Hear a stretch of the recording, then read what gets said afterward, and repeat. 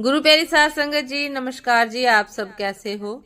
आशा करती हूँ बाबा जी के श्री चरणों में अरदास करती हूँ कि मालिक की कृपा से, निरंकार दातार की मेहरबानी से आप सब बहुत खुश होंगे, मौज बहार में होंगे और अवश्य ही भजन सिमरन में होंगे। साध संगत जी, मैं हाजिर हूँ आज आप सभी से एक बहुत ही खूबसूरत विनती को साझा करने के लिए। साध संगत जी, स्वामी जी महाराज द्वारा बख्शी हुई विनती का सही मायने में समझने की चलिए आइए कोशिश करते हैं जी।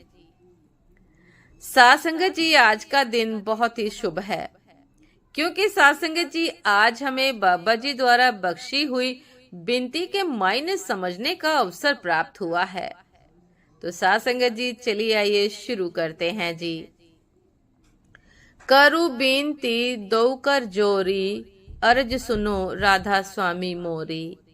स्वामी जी यहाँ पर आत्मा की पुकार का इस विनती के जरिए वर्णन कर रहे हैं। यह प्रार्थना आत्मा अपने पति रूपी परमात्मा को कर रही है कि हे सच्चे पातशाह, मैं दोनों हाथ जोड़कर तुम्हारे सामने अरदास कर रही हूँ, आप मेरी अरदास स्वीकार कर ले। आगे समझाते हैं, सत्य पुरुष तुम सतगुरु दाता, सब जीवन के पिता और माता। अब आत्मा बयान कर रही है कि हे परमात्मा, तुमने ही यहाँ पर सत्य पुरुष का, सतगुरु का साक्षात रूप धारण किया है और तुम इस जल थल में सभी जीव जंतु, पशु पक्षी, पेड़ पौधे, प्राणी के रखवाले हो, माता पिता हो। ये मैं अच्छी तरह से समझ गई हूँ। आगे समझाते हैं, दया धार अपना कर लीजिए, काल जाल से न्यारा कीजिए। अब आत्मा समझ गई है कि उसका रचनाकार कौन है और सबकी यहाँ पर संभाल कौन कर रहा है। इसलिए आत्मा यहाँ पर वो सतपुरुष सतगुरु को अरदास कर रही है, पुकार रही है कि हे सतगुरु, आप अपनी दया करके मुझे इस आवागमन से, काल के जाल से आप मुक्त करा लो, आजाद करा लो। आगे, सतयुग त्रेता द्वापर बीता, काहुन जाने शब्द की रीता। अब आत्मा अपनी खुद की अवस्था का बयान कर रही है कि मैं सतयुग में भी किसी शरीर में थी और द्वापर में भी किसी शरीर में थी, पर मैं तब आपको पहचान नहीं पाई, तब मुझे आपका ज्ञात नहीं हुआ। इसलिए 84 के चक्कर में जन्म जन्म भटक रही हूँ। आगे समझाते हैं कि कलयुग में स्वामी दया विचारी, प्रकट करके शब्द पुकारी। अब मैंने कलयुग में भी एक नया शरीर धारण किया है और आप भी यहाँ पर सतगुरु बनकर आए हैं, सब जीवों से शब्द की, नाम की भक्ति करवाने के लिए। और आत्मा ये भी समझ गई है कि सतगुरु यहाँ पर क्यों आए हैं। आप अगली कड़ी में समझाते हैं कि जीव काज स्वामी जग में आए, भवसागर से पार लगाए। साध संगत जी, यह आत्मा जन्मों जन्मों से जीवों जंतु के नए नए शरीर धारण करके दर बदर भटक रही है और अब आई कलयुग में भी उसने एक मनुष्य का नया शरीर धारण किया है। सतगुरु की कृपा से और उस परमात्मा ने भी इस युग में सतगुरु बनकर शरीर रूप धारण किया है। जीवों को इस संसार रूपी भवसागर से पार करने के लिए ही सतगुरु यहाँ पर आए हैं। ये भी यहाँ पर आत्मा समझ गई है। आगे समझाते हैं, तीन छोड़ चौथा पद दीना, सतनाम सतगुरु गत चिन्हा। अब आत्मा यहाँ पर विनती करके सतगुरु को कुछ मांग रही है। आत्मा सतगुरु से बोल रही है कि हे दाता, अब मुझे ये तीनों लोकों का, यानी आकाश, पाताल, पृथ्वी का आभासिक सुख नहीं चाहिए। मुझे ये तीनों लोकों का, यानी आकाश, पाताल, पृथ्वी का आभासिक सुख नहीं चाहिए।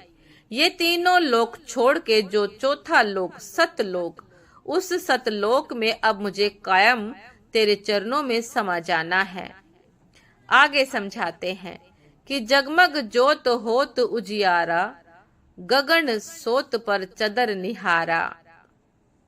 अब आत्मा को ये भी पता हो गया है साध संगत जी कि वो कहाँ से आई थी, इसीलिए वो अपने देश का यानी सचखंड का वर्णन कर रही है। वो सतलोक में एक अविनाशी अवर्णीय परम ज्योत है। कई चंद्रमा की वहां पर शीतलता है, वहां पर प्रकाश ही प्रकाश है। गगन स्रोत यानी वो सब पाने के लिए दशम द्वार से तुरिया पद तक नाम की साधना से जाना है। अगली कड़ी में स्वामी जी महाराज समझाते हैं कि सेत सिंहासन छत्र बिराजे, अनहद शब्द गैब धुन बाजे। अर्थात आत्मा अपने देश का वर्णन कर रही है। उस सतलोक में वो परम ज्योति का सेत यानी एक सफेद रंग का तेजस्वी सिंहासन है। वहां पर गैब यानी गुप्त धुन सुनने में आती है, उसे अनहद नाद कहते हैं। वो दिन रात बजता रहता है, उसका वर्णन शब्दों में करना असंभव है। वो अकथ है, कहा नहीं जा सकता, उसको कहा नहीं जा सकता। आगे समझाते हैं, अक्षर शर अक्षर निक्षर पारा, बिनती करे जहां दास तुम्हारा। साध संगत जी अब आत्मा अपने निज घर का यानी सतलोक का परम परमात्मा के धाम का पता बता रही है। शर यानी त्रिकुटी देश के बाहर, अक्षर यानी शून्य देश के आगे, और निरक्षर यानी महाशून्य देश भंवर गुफा को पार करके वो सतलोक धाम की शुरुआत होती है।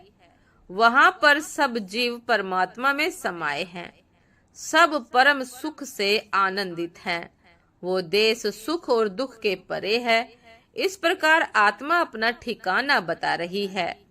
अब शब्द की अंतिम कड़ी में आत्मा अपनी विनती पूरी करती है। लोक अलोक पाओ सुख धामा, चरण शरण दीजे विश्रामा। साध संगत जी अब आत्मा परमात्मा से कह रही है कि लोक यानी तीनों लोक का संसार सुख के रहित, वो आलोक यानी परलोक का शाश्वत अविनाशी सतलोक में सुख है। और अब मुझे इस संसार सागर में नहीं अटकना है, मुझे अब इस संसार सागर में नहीं अटकना है। मुझे अब आपके सतलोक सुखधाम से वापस नहीं जाना है। अंत में आत्मा परमात्मा से कह रही है कि मुझे अब आपके चरणों में ही ले लो। साध संगत जी ये थी आज की एक बहुत ही खूबसूरत विनती, सतगुरु बाबा द्वारा स्वामी जी महाराज द्वारा बख्शी हुई विनती समझने की आज हमने कोशिश की है।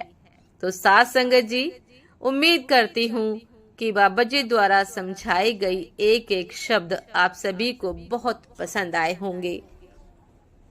आत्मा की पुकार को परमात्मा तक पहुंचाने वाली इस विनती को आप आनंद से सुन रहे होंगे, आनंद महसूस कर रहे होंगे, प्रभु के घर जाने के रास्ते को अनुभव किया होगा।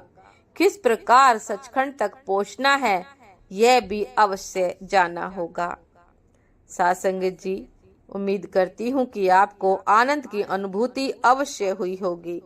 यदि आनंद आया हो साध संगत जी तो लाइक कमेंट शेयर करना ना भूलिएगा। चैनल पर जो भी नए हैं कृपा करके सब्सक्राइब कर लीजिएगा ताकि चैनल पर मिलने वाली सभी शब्द साखियों के अपडेट आप सभी को समय पर मिलती रहे। साध संगत जी आप हमें इंस्टाग्राम पर भी फॉलो कर सकते हैं, इंस्टाग्राम का लिंक डिस्क्रिप्शन बॉक्स में दिया गया है। तो साध संगत जी दासी को भी आज्ञा दीजिए, आपसे फिर मुलाकात होती है एक नए शब्द साखी के साथ, एक नए खूबसूरत विचार के साथ। तब तक के लिए नमस्कार जी।